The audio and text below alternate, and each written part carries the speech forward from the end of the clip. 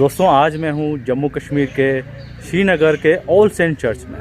तो आइए साथ में मिलकर हम इस वीडियो में देखते हैं ऑल सेंट चर्च को, जो कि लगभग अपनी स्थापना के 150 साल पूरे करने जा रहा है। आइए देखते हैं।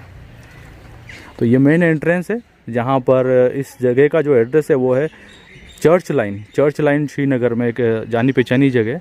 तो यहाँ पे ही हमारा चर्च स्थित है और इस जगह के ठीक सामने की तरफ वहाँ पर पास्टर निवास भी है। तो पास्टर साहब से भी एक बार कोशिश करेंगे बात करने की। लेकिन ये कुछ नज़ारा पहले आपको मैं दिखा दूँ। सामने से हमारा चर्च दिखाई दे रहा है, अंदर की तरफ भी चल के देखने वाले। कुछ बड़े बड़े यहाँ पे दरख्त लगे हुए हैं, जो पहाड़ों पे जिस तरह के बड़े बड़े पेड़ लगा करते हैं, और बड़े ही खूबसूरत से गार्डन यहाँ पे दोनों ही तरफ मुझे दिखाई दे रहे हैं, बल्कि चारों ही तरफ चर्च के दिखाई दे रहे हैं।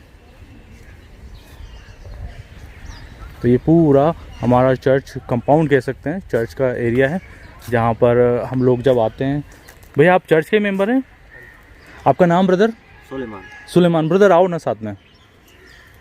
ब्रदर जब ठंड का समय आता है, क्योंकि अभी तो चल रहा है जुलाई, लेकिन ठंड का समय आता है तो क्या यहाँ बर्फ़ रहती है? नहीं, वो तो जनवरी में होती है ना, जब माइनस में ज़्यादा जाता है फिर ही होता है। अच्छा, देखिए जब माइनस में अगर चला जाता है ना, तो इस जगह पर भी हमारे चर्च के कंपाउंड में बर्फ़ पूरी जम जाती है।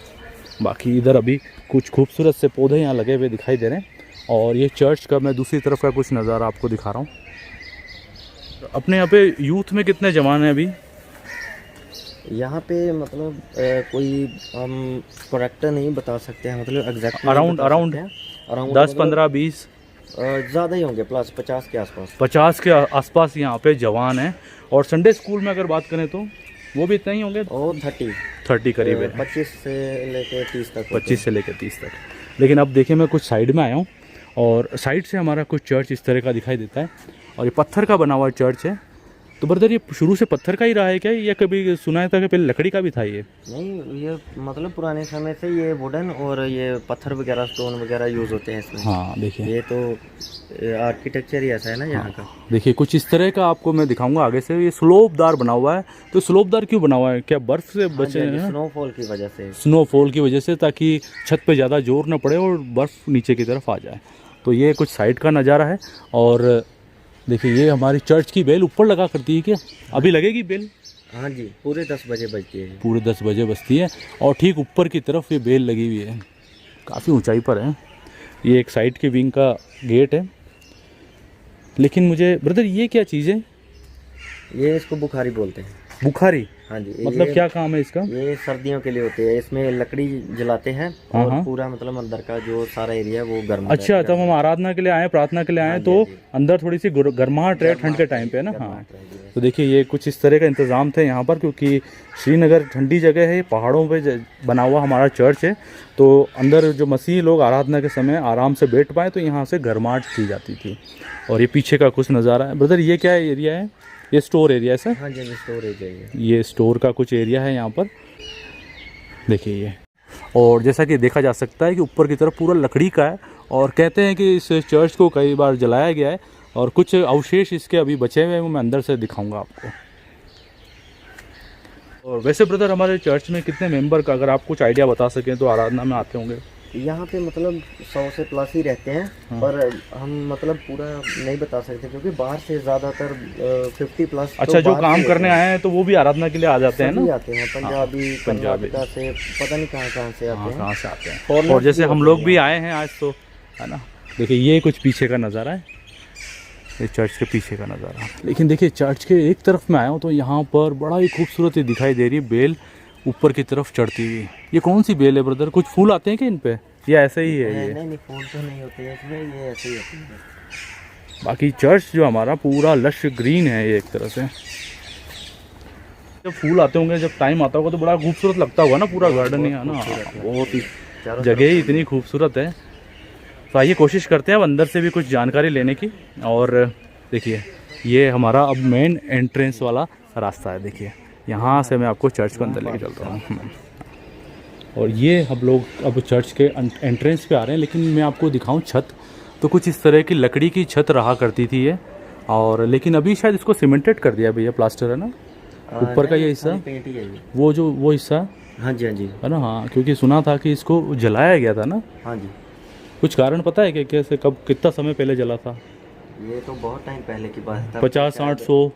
तब तो हम पैदा ही नहीं पैदा हुए भी शायद। नहीं, काफ़ी पुरानी बात है। लेकिन जैसा कि बाहर का आप जो देख सकते हैं, यहाँ पर ये पूरा लकड़ी का ये दिखाई दे रहा है। आइए मैं आपको अंदर से भी दिखाता हूँ। और हमारे चर्च का ये एंट्रेंस है।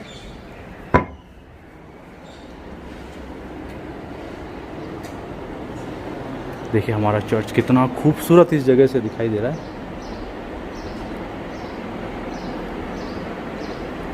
लेकिन दोस्तों, अगर मैं आपको हमारे चर्च की कुछ स्थापना का स्टोन दिखाऊं, तो यहाँ पर एक स्टोन मुझे दिखाई दे रहा है जिसमें लिखा हुआ है कि हमारे चर्च की स्थापना को 125 साल होने पर ये स्टोन लगाया गया था। और ये स्टोन लगा था 2005 31 जुलाई को। तो मतलब 1880 का हमारा इस चर्च बना हुआ है और लगभग 146 साल हमारे इस चर्च को बने हुए हो चुके हैं। और जब मेरे को जो जानकारी है उसके हिसाब से जो पुराने फर्नीचर रहे हैं उनमें से जलने से बचे जो थे, वो ये 2-3 बेंचें जो पीछे की तरफ दिखाई दे रही है, ये वो पुरानी बेंचें हैं जो इस जगह आग लगी थी लेकिन बच गई थी। और एक ये बीच में पौंड है, इसकी लकड़ी भी है ना भैया, ये भी बची हुई है ना लकड़ी, उस समय की है ना ये लकड़ी? उसी समय ये हाँ। जली हुई है इधर से। हाँ, देखिए जले हुए का निशान भी है। जब इस चर्च में आग लगी थी तब इसको भी नुकसान हुआ था, लेकिन ये सुरक्षित रही और आज भी हमारे इस भवन में लगी हुई दिखाई देखी जा सकती है। लेकिन ये कुछ हमारा सिटिंग है पूरा। सामने की तरफ हमारे गीत की पुस्तक और बाइबल्स रखी हैं, लेकिन आज क्योंकि रविवार या आराधना होनी है तो यहाँ पर भी बेंचों पे भी पुस्तकें रखी गई हैं। और ब्रदर, ये क्या दिखाई दे रहा है मुझे? ये पेंटिंग्स हैं। पेंटिंग से हमारे बाइबल से रिलेटेड है ना? हाँ जी।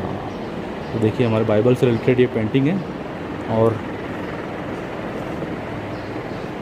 कुछ इस तरह की चीज़ें यहाँ पे दिखाई दे रही हैं। आगे से मैं दिखाऊं तो आपको एक बड़ी सलीब सामने दिखाई दे रही है। और ये कुछ हमारे चर्च का नज़ारा है। क्या ना, अपने म्यूज़िक कौन बजाता है यहाँ पे आराधना के समय? ये टीम है। कोई बढ़िया बजाने वाले का नाम बताओ ना। तानी मैम है, वो लीड करती है। तानिया मैम। हाँ जी। तानिया मैम यहाँ अच्छा म्यूज़िक बजाती हैं, वो लीड भी करती वो हैं। पियानो बजाती है पियानो। और 2-3 उनके साथ देते हैं। और गिटार भी रखा हुआ दिखाई दे रहा है मुझे। गिटार पे कौन होता है? वो किसी का पर्सनल होगा शायद वो। अच्छा, और ढोलक पे? ढोलक पे कोई भी अलग अलग आकर के ना, लेकिन तानिया मैम जो है वो पियानो, हाँ पियानो बजाती हैं। और हमारी जो क्वायर है वो किधर खड़ी होती है? यहाँ पे सामने। अच्छा, सामने देखिए, ठीक सामने की तरफ हमारी क्वायर खड़ी होती है और ये सारी पेंटिंग लगी हुई दिखाई दे रही है। और ब्रदर, यहाँ पे ना जो किस लैंग्वेज में आराधना होती है? हिंदी, उर्दू? हिंदी और इंग्लिश। हिंदी और इंग्लिश।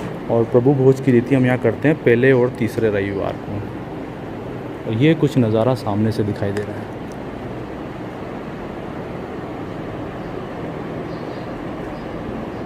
तो दोस्तों, कुछ कोशिश करी हमने आराधना शुरू होने से पहले आपको इस चर्च की जानकारी देने की, और सुलेमान ब्रदर ने बहुत ही अच्छी जानकारी दी है। लेकिन फिर भी आप हमारे इस चर्च के बारे में, गिरजाघर के बारे में कुछ और जानकारी रखते हैं तो कमेंट करके ज़रूर बताइएगा। कि अभी भाई साहब थोड़े बिजी हैं, वरना मैं उनसे भी आपकी ज़रूर से जानकारी लेता।